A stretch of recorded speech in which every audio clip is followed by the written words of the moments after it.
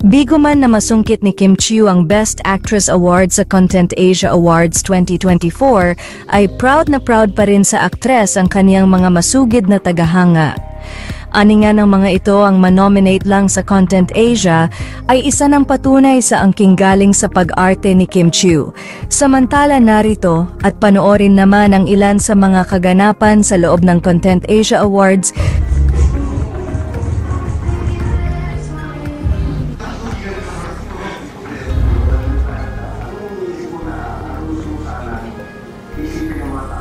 Let's welcome the sensation from Taiwan, one of the best with the sexiest voice. Welcome, Zheng Shuangshuang. 双双你好 Please grab the seat. Would you like to say hi everybody before your performance?